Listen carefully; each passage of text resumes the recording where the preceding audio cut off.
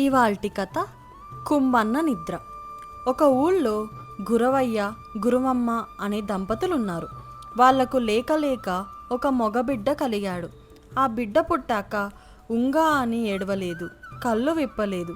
కంగారు పడి మంత్రసాని గిల్లిన కొంచెం కదిలాడు తప్ప ఏడవలేదు. పాలు పట్టించబోతే మాత్రం నోరు తెరుస్తున్నాడు. అలా వారం రోజులు గడిచాక వాళ్ళింటికి ఒక సాధువు వచ్చాడు. గురువయ్య ఆయనకు విషయం చెప్పి బాధపడ్డాడు. సాధువు గురువయ్యను పిల్లవాడు పుట్టిన సమయం, నక్షత్రం అడిగి తెలుసుకొని ఏవో లెక్కలు వేసి ఆశ్చర్యపోయి, ఆహా, సంగతి అదన్నమాట అని ఒక క్షణం ఆగి, గురవయ్య, నువ్వు అంతగా విచారపడవలసిందేమీ లేదు. నీ కొడుకు అంతో ఇంతో కుంభకర్ణుడి అంశన పుట్టాడు. త్రేతాయుగంలో కుంభకర్ణుడు సగం నిద్రలోనే లేచి యుద్ధం చేసి చనిపోయాడు గదు. ఆ నిద్రమోజు తీరక ఇలా మళ్ళీ జన్మ ఎత్తాడు.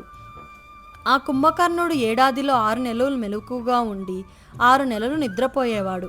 నీ కొడుకు మాత్రం ఏడాది పొడుగున ప్రతిరోజు చాలాసేపు నిద్రపోతూనే ఉంటాడు.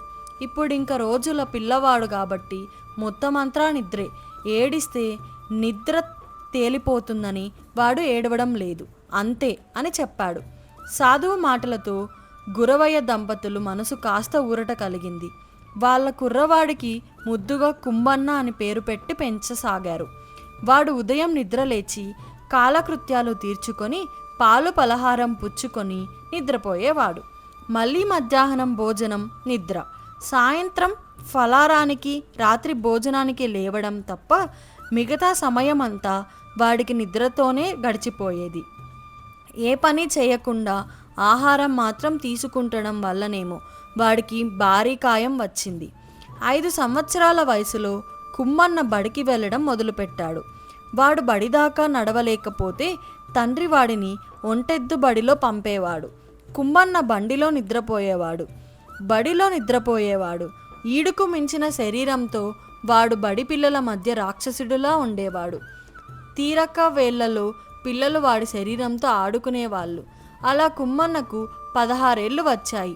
వాడికి మరింత మహాకాయం వచ్చింది. కానీ అక్షరం ముక్క అబ్బలేదు. కోపగించుకుంటే నిద్రభంగం అవుతుందని కుంభన్న తననెవరేమన్నా ఏం చేసినా ఏమీ అనేవాడు కాదు. అందువల్ల వాడంటే అందరికీ ఇష్టంగా ఉండేది. గురవయ్యకు గురవమ్మకు కొడుకి భవిష్యత్తు గురించి బెంగ పట్టుకున్నది. వాడిని మామూలు మనిషిని చేయాలని వాళ్ళు ఎన్ని ప్రయత్నాలు చేసినా ఫలించలేదు. అలాంటి సమయంలో కుంభన్న జన్మరహస్యం చెప్పిన సాధువు మళ్ళీ వాళ్ళింటికి వచ్చి విషయం తెలుసుకున్నాడు. ఆయన ఒక రోజంతా వాడిని శ్రద్ధగా గమనించి, నిద్ర ఎక్కువ తప్పితే మీ కుంభన్న చాలా తెలివైనవాడు. నిద్ర కోసం వాడు ఎంతటి కష్టమైన పనినైనా చురుగ్గా చేయగలడు. కాబట్టి వాడికి ఏ విద్య అయినా తొందరగా వస్తుంది. గత జన్మలోని నిద్రాభంగ ఫలితం కూడా ఇక పూర్తయింది కాబట్టి 1 నెల రోజుల పాటు నేను వాడికి విద్యాబుద్ధులు నేర్పుతాను అన్నాడు. సాధువు ఉపాయం ఫలించింది. నిద్రపోవడం కోసం ఎంత కష్టమైన పాఠాలనైనా క్షణాల మీద నేర్చుకుంటూ 1 నెల రోజుల్లో అన్ని సంవత్సరాల్లో మిగతా వాళ్ళు చదివిన చదువంతా వంట పట్టించుకున్నాడు కుంభన్న. సాధువు వాడినెంతగానో మెచ్చుకొని, ఎంతో చురుకైన వాడివి, నేనిప్పుడు ఏ గురుకులానికైనా వెళ్ళి గొప్ప గొప్ప శాస్త్రాలు అభ్యసించు, లోకానికెంతో ఉపయోగపడతావు అన్నాడు. స్వామి, ఎక్కువసేపు మెలకువగా ఉండడం నా వల్ల కాదు. తమరు మహాశక్తిమంతులు కదా, నాకు కలలోకి వచ్చి పాఠాలు చెప్పండి అను సాధువును కోరాడు కుంభన్న. అలాగే, నీ కలలోకి వస్తాను, కానీ నువ్వు భోజనం కూడా కలలోనే చేయాలి, తెలిసిందా అన్నాడు సాధువు. కుంభన్న సరేనన్నాడు. సాధువు కుంభన్నకు కలలో కనిపించి పాఠాలు చెప్పాడు.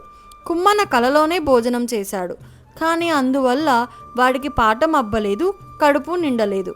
అలా 4 రోజులు గడిచాక నీరసంతో కుంభన్నకు నిద్ర పట్టలేదు. కాలక్షేపం కోసం వాడు ఊరంతా తిరిగాడు. అప్పుడు వాడికి ఊరెంతో అందంగా కనిపించింది. ఇక ఆగలేక బయట పూటకూళ్ళ ఇంట్లో భోజనం చేస్తే ఆ తిండి ఎంతో రుచిగా అనిపించింది. నా చుట్టూ ఇంత గొప్ప ప్రపంచం ఉంటే నేను దాన్ని చూడకుండా నిద్రపోతున్నాను. కళ్ళు మూసుకుంటే వచ్చే కల కంటే కళ్ళు తెరిచినప్పుడు కనబడే నిజమే చాలా గొప్పది అన్న విషయాన్ని తెలుసుకుంటున్నట్టు వాడు సాధువుకి చెప్పాడు. మనిషి పుట్టినవాడు కలలు కనడానికి తక్కువ సమయాన్ని, కలను నిజం చేసుకోవడానికి ఎక్కువ సమయాన్ని వెచ్చించాలి. నిద్రలో కన్న కలలు మెలకువలోనే నిజమవుతాయి కాబట్టి మనిషి ఎక్కువసేపు మెలకువగా ఉండాలి. అయితే కృషి లేని మెలకువ కూడా నిద్ర వంటిదే కాబట్టి ప్రతి మనిషి అపారమైన కృషి చేసి 10 మందికి మేలే చేయాలి అని సాధువు కుమ్మన్నకు హితబోధ చేశాడు. కుమ్మన్న ఆలోచన ధోరణి పూర్తిగా మారింది. వాడు క్రమంగా సకల శాస్త్రాలు అభ్యసించి చాలా గొప్పవాడయ్యాడు. ఇప్పుడు తక్కువసేపు నిద్రపోతున్నా వాడికి నిద్రపూర్వ కంటే ఎక్కువ సంతోషాన్ని ఇస్తున్నది. కథ సమాప్తం. ఈ కథ మీకు నచ్చినట్లయితే ఛానల్కు లైక్ చేసి, షేర్ చేసి, సబ్స్క్రైబ్ చేయండి. Thank you.